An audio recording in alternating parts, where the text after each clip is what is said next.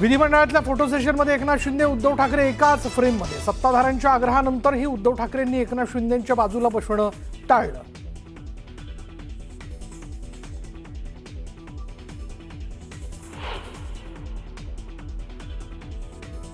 की अंबादास, तुम्ही सोन्याचा चमचा घेऊन जन्माला आला नाहीत, पण भरलेल्या ताटाची प्रतारणा पण केली नाहीत। सोन्याचा चमचा घेऊन दानवे जन्माला आले नाहीत या एकनाथ शिंदेंच्या टोमण्याला उद्धव ठाकरेंचं सणसणीत उत्तर।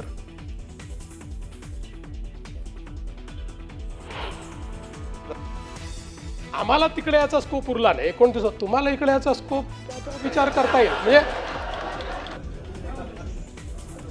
मुख्यमंत्र्यांची सभागृहात थेट उद्धव ठाकरेंना ऑफर, तर विधिमंडळ परिसरात ठाकरे फडणवीसांची भेट।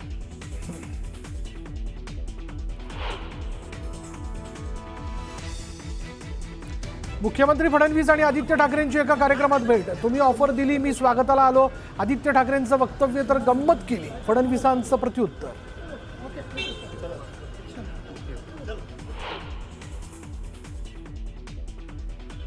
चिंता करायची गरज नाही। जसे देवेंद्रजी म्हटले होते मी पुन्हा येईन, तर मी सुद्धा पुन्हा येईल, त्याची चिंता करण्याची गरज नाही आहे।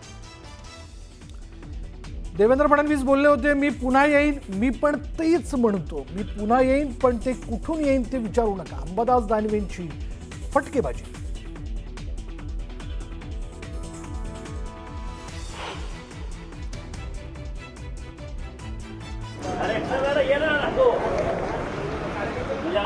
बघतो नाहीये यासारखी अशी कुत्री घेऊन फिरत नाही।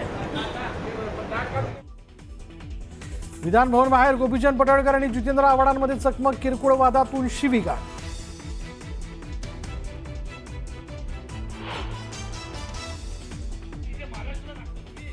विक्रोळीत मारवाडी व्यापाऱ्याकडून मराठी भाषेबाबत वादग्रस्त स्टेटस, मनसे कार्यकर्त्यांनी व्यापाऱ्याला दिला चोप।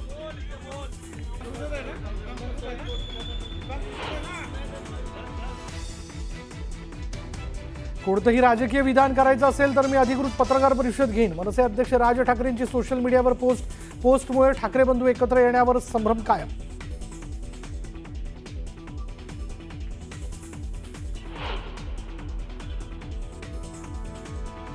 मंगळवेढ्यात विवाहित महिलेने प्रियकरासोबत पळून जाण्यासाठी केला आत्महत्येचा बनाव। वेडसर महिलेची हत्या करून आत्महत्या केल्याचं भासवलं, कुटुंबियांनी पतीवरच केला होता हत्येचा आरोप।